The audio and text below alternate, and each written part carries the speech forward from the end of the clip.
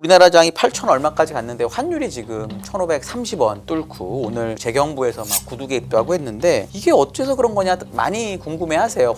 일단 이란 전쟁은 그렇게 녹록치 않게 흘러갈 거로 보고 있습니다. 1,500원대 중후반 쪽을 보고 있다, 단기적으로. 그럼에도 불구하고 연말까지 봤을 때는 우리가 반도체로 벌어들이는 수익이 상당히 많은 금액이 앞으로 예정돼 있지 않습니까? 이런 것들을 감안해 본다면 단기는 한 1,550원에 밀릴 수 있는데 하반기로 가면 갈수록 그래도 다시 1,400원대 초반 쪽으로 향해서 가지 않을까. 금리 인상 사이클의 시작이냐 전환이잖아요. 원래 인하 이거 기대했다가 지금은 동결됐다가 인상으로 가는 초반이기 때문에 금리 인상은 그 대외금리 차를 얼마나 더 갈지 모르는 예상 자문이기 때문에 그 기대감이 효과가 있을 거라고 보고 있습니다. 그러면 고문님 보시기에는 이번에 금리 인상 한 번이 아니고 계속 한다. 그거는 아직 판단하기가 어렵죠. 그리고 그렇게 되면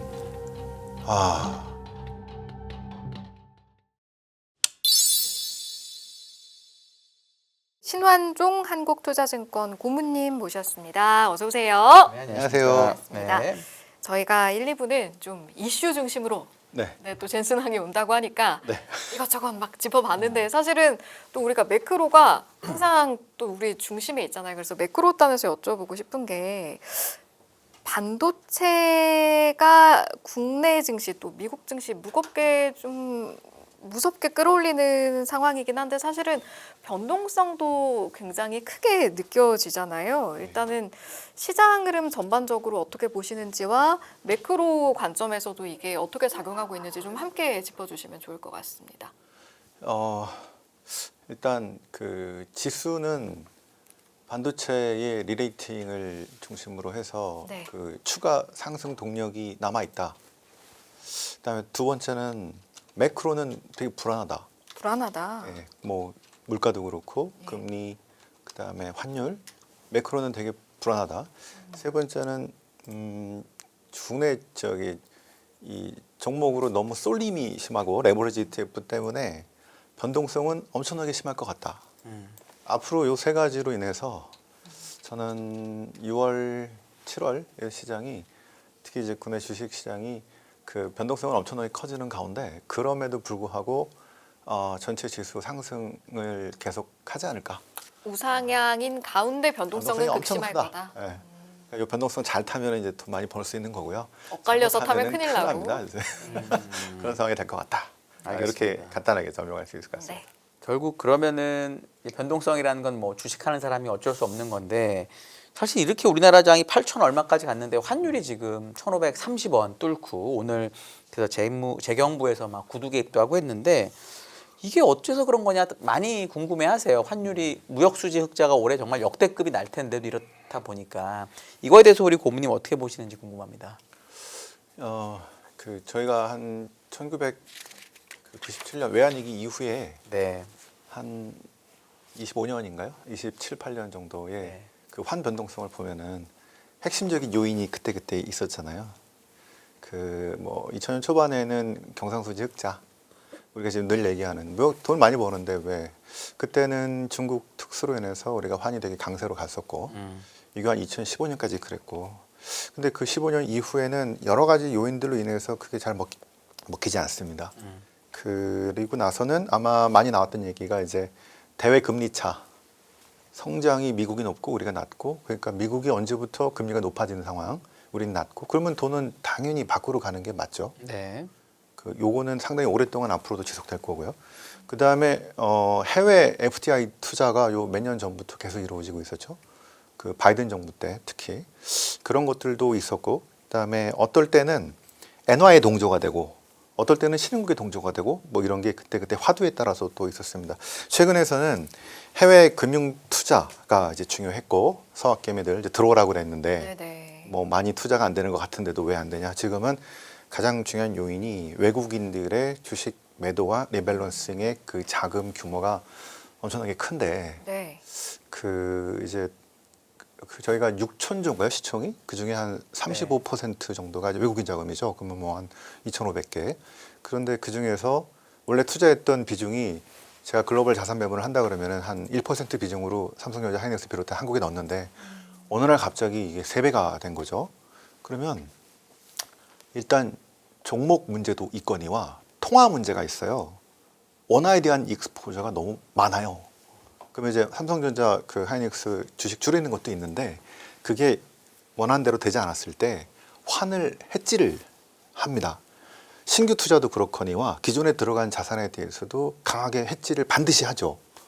비중을 줄여야 되기 때문에 지금은 밖으로 나가는 그 해지 수요와 이제 그 외국인 매도 나가는 돈들이 많은 가운데 여기서 좀 도움이 되는 게 기업들이 해외에서 이제 달러로 벌어서 반도체도 뭐든 벌어서 이게 그 이제 파는 놈이 있으면은 또 저기 원화 사는 사람도 있어야 되는데 원화로 바꾸려는 수요는 너무너무 적어지는 가운데 해외 투자를 또 많이 해야 되고 네네. 기업들의 요것들이 한꺼번에 미쳐 있다고 보고 있는데 기업들도 지금 보니까 이제 1,500원대에서 1,400원대 바로 가는 게 아니라 단기적인 이슈로 미국의 달러도 강세고 그죠? 거의 100 언저리에서 왔다 갔다 하고 있고 더 올라갈 수도 있겠고 또 엔화도 밀리고 그런 가운데 이란 전쟁이 이게 예상대로 잘 해결이 되지 않으면서 지금은 그 원화를 바꾸려는 수요도조차도 1,500원대 중후반 쪽을 보고 있다. 단기적으로 이렇게 보고 있다고 보는데요.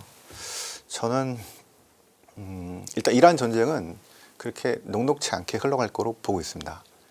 예, 그러니까 트럼프가 계속 자꾸 아니다 된다 하는데 실제로 된 게 없잖아요.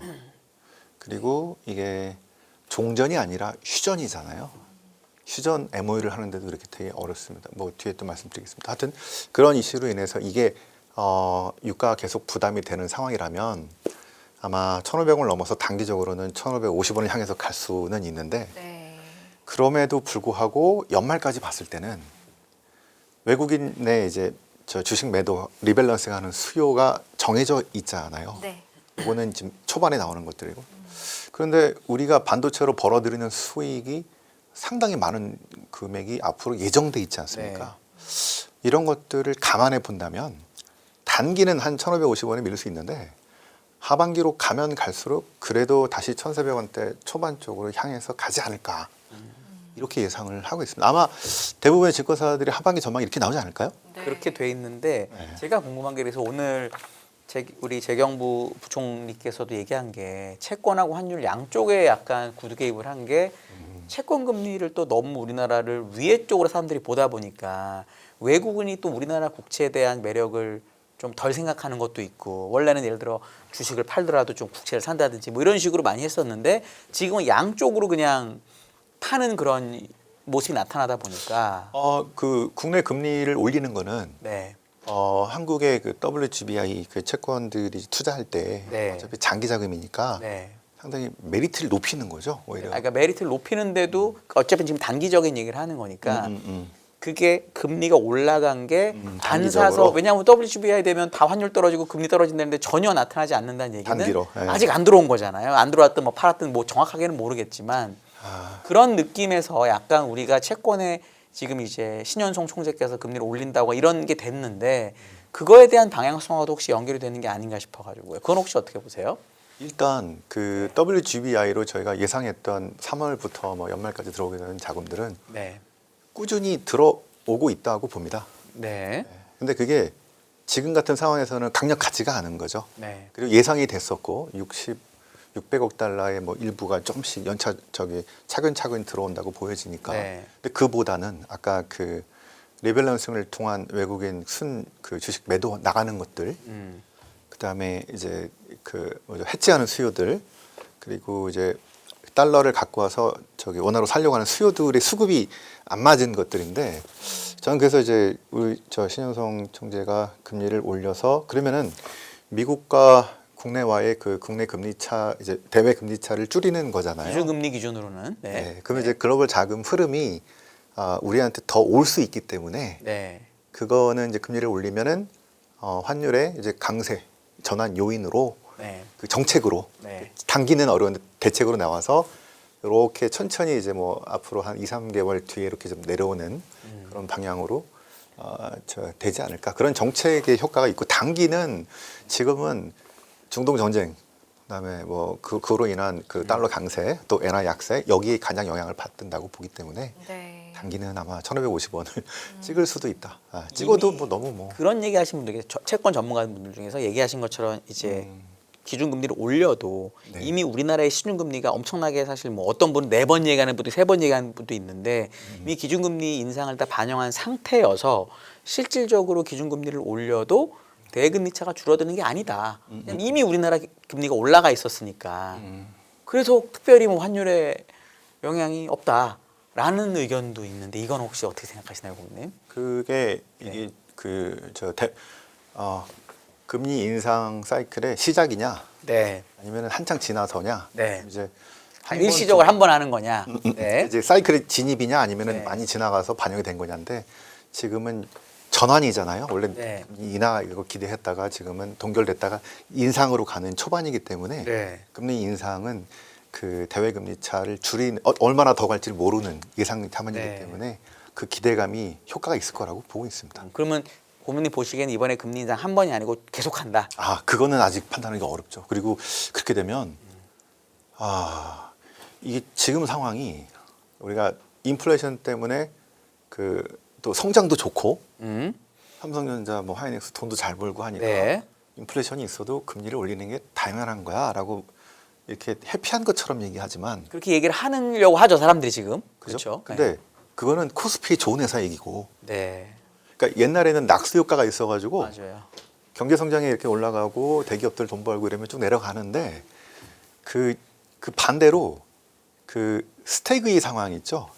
이게 경기는 별론데 물가가 올라가서 어쩔 수 없이 금리를 올리는 이런 스태그의 상황이 그 좀 중소기업들 또는 영세 사업자들한테는 오히려 옛날 같으면 거의 다른 나라에서 벌어질 만한 상황들이 한 나라 안에서 이 완전 양극화가 되면서 동시에 양쪽에 타격을 주니까 네. 이게 아주 진짜 어렵죠. 정부로서 하면 곤혹스러울 수도 있습니다. 네. 그러니까 그래서 금리를 계속 못 올린다고 하고 이번에 한 번만 올리는 거라고 생각할 수도 있는 거 아니에요, 시장에서? 그럼 아까 얘기하신 대로 금리 변화의 시작이 아니라 그냥 일시적으로 한 번 올리고 이런 거면은 이미 10년물 많이 올랐으니까 뭐 이렇게 볼 수도 있잖아요. 그래서 제가 여쭤봤어요. 그래서 그거는 그 판단은 아마 이제 진짜 금리를 한 번 저희 지금 2번 정도 생각을 하고 2번 정도 말씀하시는 것 같더라고요. 그리고 나서 방향을 내려간다는 사람도 있고 그쵸. 또 유지 또 올라간다는 사람도 있는데 지금은 얘기하기가 어렵고 하반기에 가서 봐야 될 것 같고 아마 이제 배분을 하는 사람이라면 글로벌 뭐 채권 펀드 이렇게 해도 이 정도면은 금리 차가 줄고 하니까 좀 기회가 있겠네라고 생각할 수 있기 때문에 네. 지금 상황에서는 그 정책 효과가 충분히 있을 거라고 얘기하는 게 맞을 것 같습니다. 알겠습니다. 오케이. 알겠습니다. 저희 변동성 이야기, 환율 이야기 거기서 나아가서 이제 금리 네. 이야기까지 넘어갔는데 아까 이제 이야기도 좀 해보고 싶은 게 아까 외국인 매도세가 너무 이어지고 있고 채팅창에도 보면 외국인이 팔아서 이 모양이다. 저희 환율 이야기할 때 그런 말씀 굉장히 많이 하시는데 리밸런싱 수요는 정해져 있다 이렇게 말씀하셨잖아요. 네. 이게 지금 스페이스X 상장 때문에 유동성이 다 빨려 들어간다. 이제 뭐 이런 이야기도 나오고 있는데 그러면 그 이슈가 좀 지나가고 나면 돌아올 수는 있는 건지 또 아니라는 의견들도 있더라고요. 여기에 대한 논의도 저희가 좀 해봐야 될 것 같습니다. 단기적으로는 아까 지금 환율에 영향을 미치는 여러 가지 요인들을 말씀드렸는데요. 네. 이게 어떨 때 하나의 요인이 거의 전체를 다 잡아먹는 경우가 있습니다. 예를 들어서 신흥국들이 심각한 문제가 생겼을 때 지금 그 인도네시아, 뭐 인도, 터키 이제 원유 유가 상승에 취약한 나라들 있죠. 그런 나라들 그 환율 보면 아주 엉망이거든요.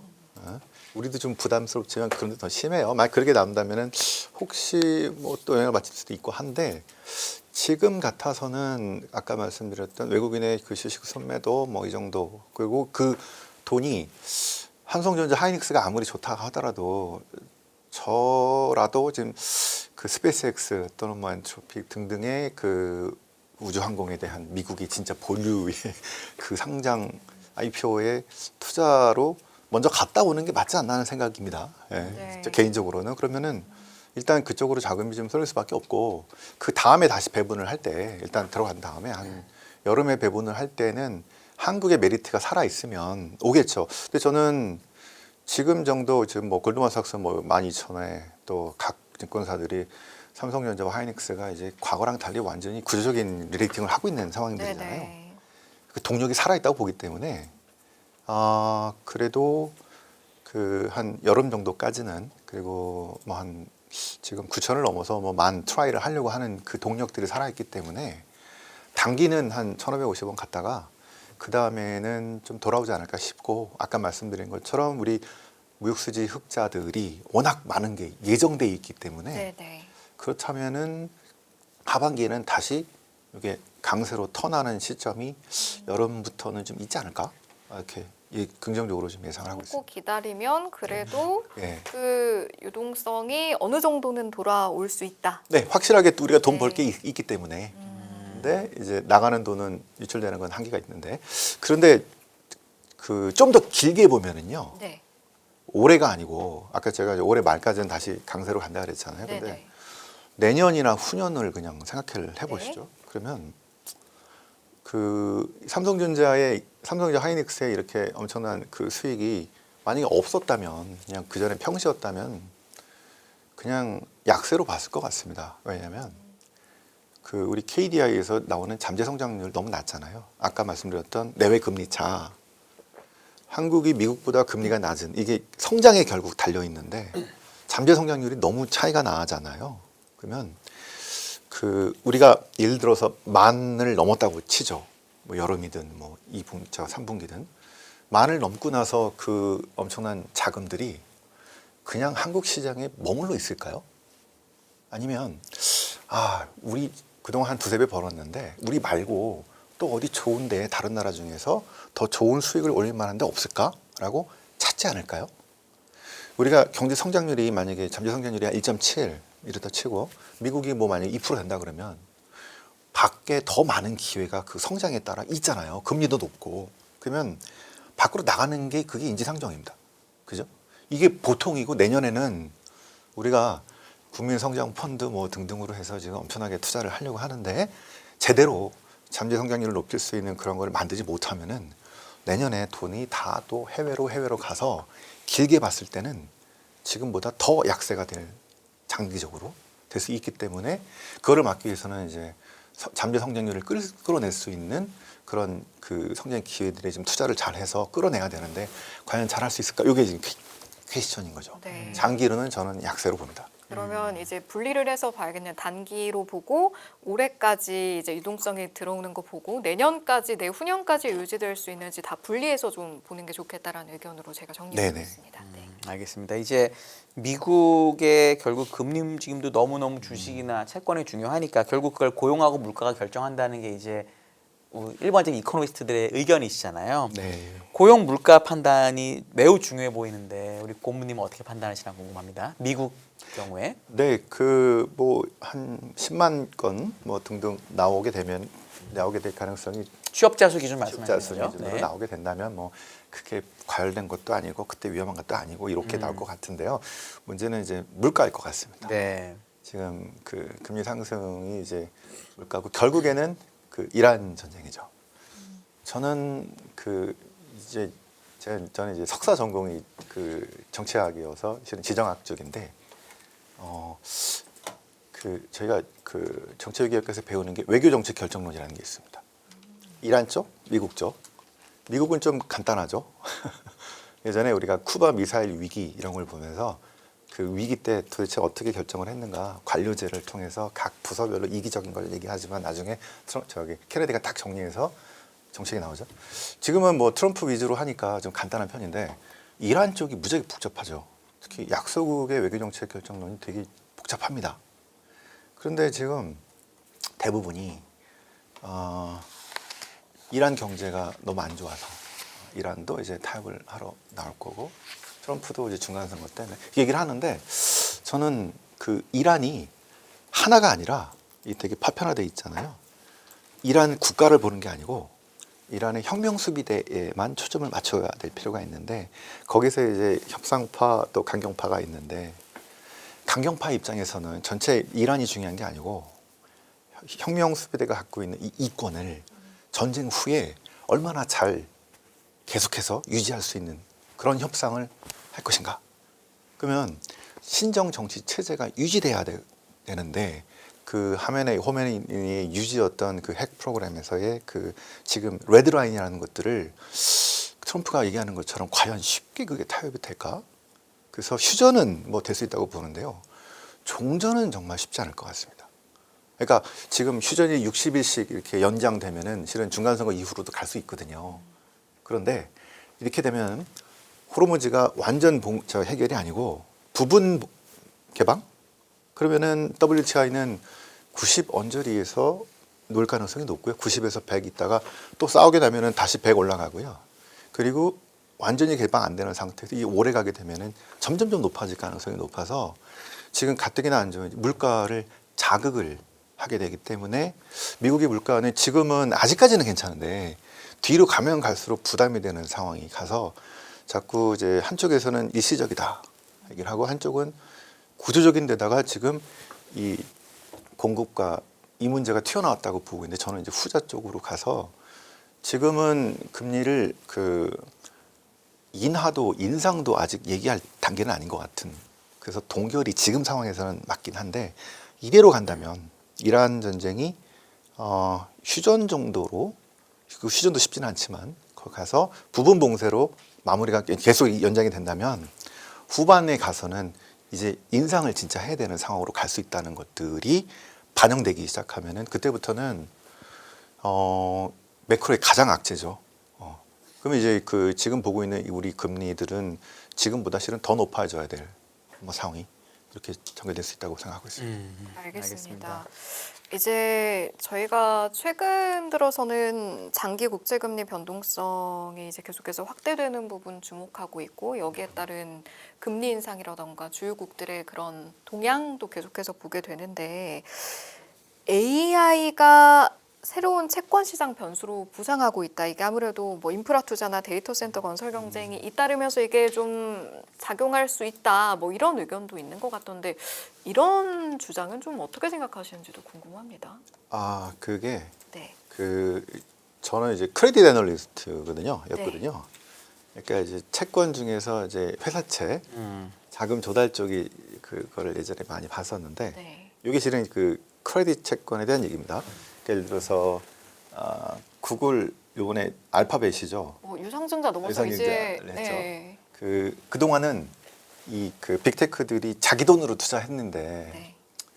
뭐 그럼 아무런 문제가 없죠. 근데 이제 하나씩 둘씩 그다음에 오라클부터 해가지고 이제 회사채 시장에서 이제 돈을 빌려서 투자를 하기 시작하니까 아 이거 버블 아니야? 막 이렇게 생각을 하시죠. 근데 실제로 회사 중에서 자기 돈으로 다 투자하고 그런 회사 별로 없고요. 거의 대부분의 회사는 다 빌려서 합니다. 그러니까 이제 정상으로 가는 건데요. 그게 이제 2000년의 IT 버블 때는 트리플 B 또는 더블 B급의 회사들이 엄청난 투자를 했다가 실은 이거 회수도 못하고 이게 디폴트가 많이 나면서 하일드 부들이 한 12% 정도까지 올라가면서 아주 시장을 아수라장으로 만든 적이 있습니다. 그게 이제 IT 버블 떠지는데 또 중요한 역할을 했죠. 근데 지금은 이 빅테크의 등급이 더블 A급이에요. 그러니까 되게 좋잖아요. 그러면 제가 이제 투자를 할 때 빅테크의 회사채면 이 정도면은 해볼 만하다. 그리고 이들이 그 자기 돈으로만 하는 게 아니고 이제 사모대출이죠. 섞어서 내 돈 한 10% 내고 그다음에 뭐 KKR, 아폴로 뭐 등등의 이제 펀딩을 해서 우리 국민연금, KIC 또는 뭐 캘퍼스 등등이 나머지들을 이제 들어가는 식으로 해서 이 빅테크는 한 10%만 내고 나머지는 사모대출로 또는 구조채권으로 엮어서 하는 이렇게 된다면 실제 빅테크의 부담은 크진 않거든요. 부담을 나눠지는 것들이니까 그런 지금까지는 자기 돈으로 하다가 지금부터는 본격적으로 차입을 통한 크레딧 자금 조달을 통한 이제 카펙스 투자의 시작이다라고 하면은 진짜 지금부터 이거를 잘 봐야 되죠. 지금은 괜찮은데 이게 이제 몇 년 지나서 그 본인의 그 차입금에는 재무제표 계정에는 차입금이 얼마 없는데 실은 요게 아까 어떻게 보면은 부채죠. 뭐 이런 것들로 엮여지고 그다음에 사모대출로 보이지 않는 저쪽까지 엮여진 이 레버리지가 되게 높은 상태에서 문제가 터지면 인플레로 가다가 어느 날 갑자기 이 문제가 터지면 디플레로도 갈 수 있습니다. 요게 이제 2008년 케이스고요. 또는 대공황 케이스고요. 네. 만약에 이게 레버리지가 터지면서 이제 은행들이 파산하고 막 했던 경우. 근데 그 정도까지는 안 가는 인플레이션이 높고 그다음에 경기만 좀 침체가 되는 그런 케이스는 70년대나 2022년 케이스가 되는 거라서 그거에 따라서 그 자산 투자 전략이 완전히 달라지는 거죠. 예. 그래서 지금부터는 국채가 어떻게 될까 뭐 이게 아니고요. 지금부터 벌어지고 있는 이제 그 크레딧 채권 시장에서의 이 변화가 그 신용이죠. 신용 리스크가 엄청나게 중요해지는 시작이라고 보시면 됩니다. 지금 네. 당장은 아니고 이제 빌렸으니까. 그리고 이제 조달이 뭐 3년 뭐 이런 게 아니고 거의 10년. 회사채 보통 10년이거든요. 그래서 좀 만기 길어요. 어떤 거는 또 더 길기도 합니다. 그래서 뭐 당장 이런 게 온다고 보기는 좀 어렵고요. 그래서 다만 이제 그런 그 지금부터 벌어지고 있는 이제 이 외부 차입 조달로 인한 그 카펙스 투자의 주의를 기다리시면 보시면 레버리지를 가지고 보시면은 앞으로의 그 향방을 알 수 있기 때문에 참고해서 보시면 좋을 것 같습니다. 저희가 이제 마무리할 시간이 되긴 네. 했는데 그래도 또 여쭤보고 싶은 게 고문님 모처럼 오셨으니까 매크로 관점에서 전반적인 상황 정리해 주셨잖아요. 이런 상황이라면 앞으로 개인 투자자들은 투자를 할 때 좀 어떤 점을 유의해서 방향성을 어떻게 잡아야 할지 여기에 대한 좋은 말씀 듣고 마무리하겠습니다. 약간 기간별로 나눠주십시오. 예를 들어 10년 후는 너무 머니까 뭐 아까 네. 내년, 6개월, 내후년까지 해주셨으니까 내년 그렇게 정도까지만 해주셔도- 내후년은 너무 네. 길고요. 내년 정도까지만 어떨 것 같으세요? 하반기, 내년 뭐 이 그치. 정도까지 네. 가시죠. 네. 아, 그게 실은 이제 다음번에는 제가 이 책이 나오기 때문에 자산 배분 전략 아, 나오기 네네네. 때문에 다음번에 그러니까 다음 달쯤에는 자산 배분을 하자고 얘기를 할 텐데 네. 지금은